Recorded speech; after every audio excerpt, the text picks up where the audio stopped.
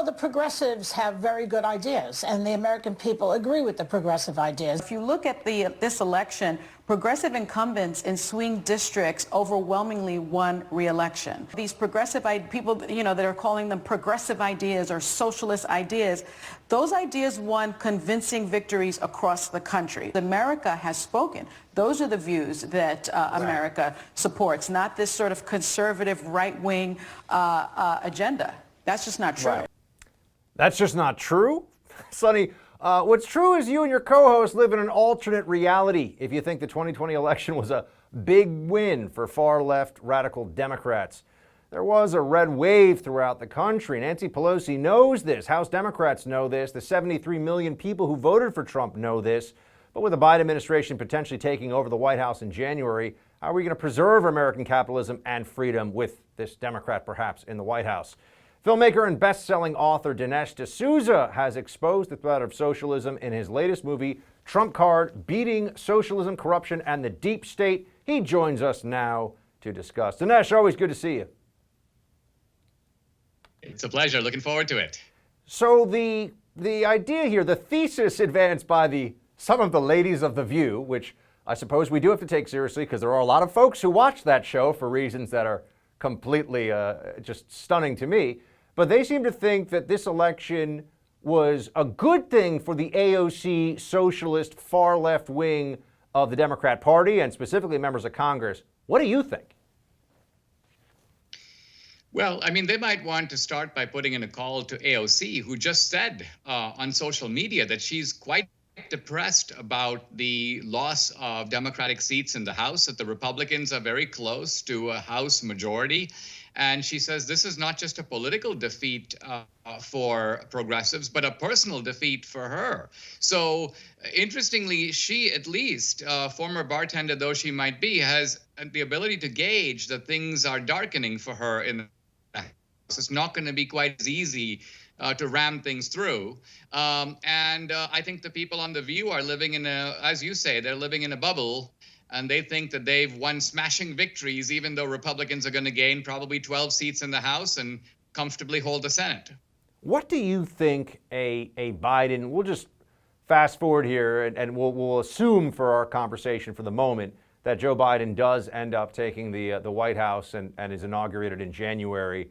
Does it turn into a good thing for the socialist wing of the Democrat Party, or is Biden, assuming that there's Republican control at least of the Senate, is Biden essentially caught in nothing but intransigence and the gears of the government? How do you think that plays out?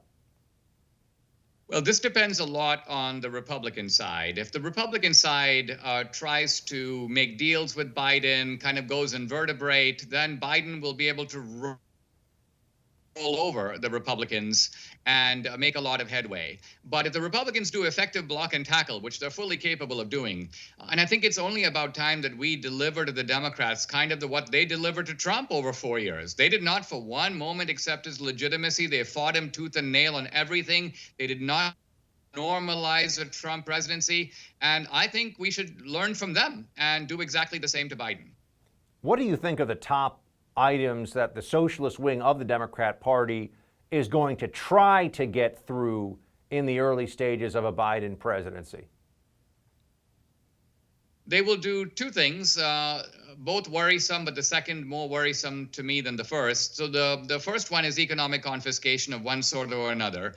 I think they will go after not only increased marginal tax rates, but they will also probably try to impose some form of a wealth tax or some sort of way of going after people's resources, their wealth, not just their income.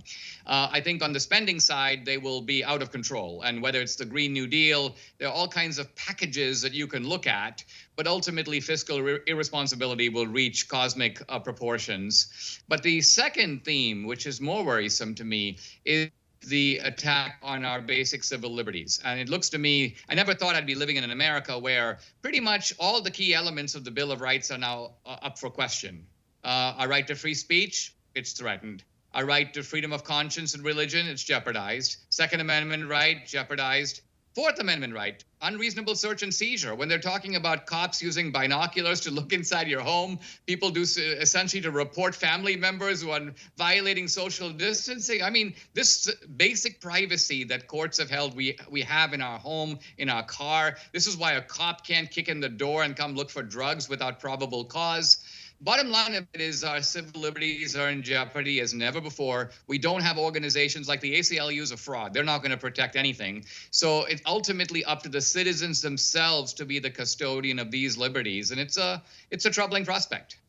Dinesh, I also want your sense of where we are now in these continued lawsuits over the various state election outcomes that we've seen so far. A tremendous amount of heat coming from Democrats and the left to stop this. And even some Republicans you're seeing now starting to get a little weak in the knees. Oh, we're better than this. We should abandon Trump in this moment with these legal challenges. What do you make of all this? Well, there is this Republican tendency to say, oh, you know what, maybe there was a lot of chicanery, but let's get it right the next time. Here's the problem with that reasoning. There never will be a next time. If you do, the way to fix it the next time is to fix it this time. In the same way that the way to fix an Antifa guy who breaks a window is to grab him by the lapels and arrest him. Then his friends are all going to say, hey, not nice to break windows. Let's go back to mom's basement. But if you leave the window broken and you respond with like a strongly worded op-ed on like National Review Online calling for civility, the Antifa guys will break every window in the neighborhood because they count that as success. Yeah, why is it that civility from certain Republicans toward others always involves surrender, and it involves pretending that what we're doing is somehow going to the courts is uncivil? That never has made sense to me, Dinesh. Well, I'll go further. I will say that I think that this Republican timorousness, if I can call it that, this weakness, this moral cowardice, is the reason that the left is confident in being so aggressive.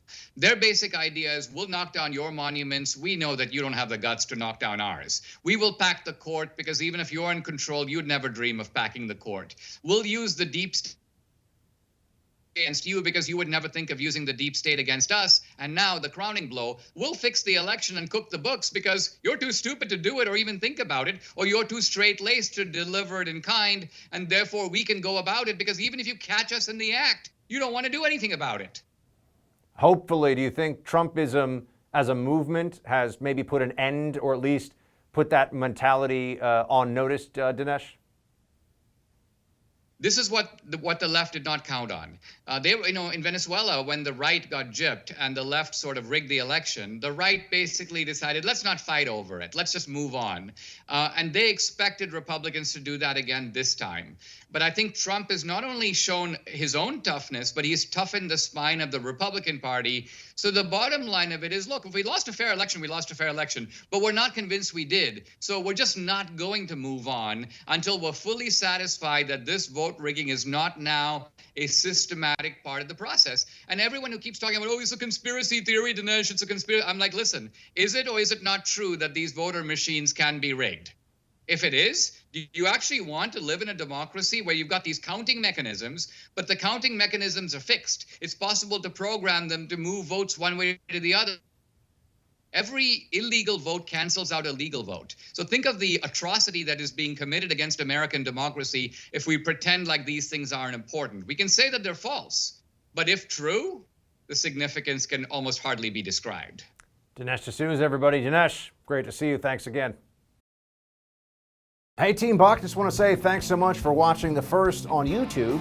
If you like this video, be sure to give it a thumbs up. And if you want to see more great content from The First, please click that subscribe button.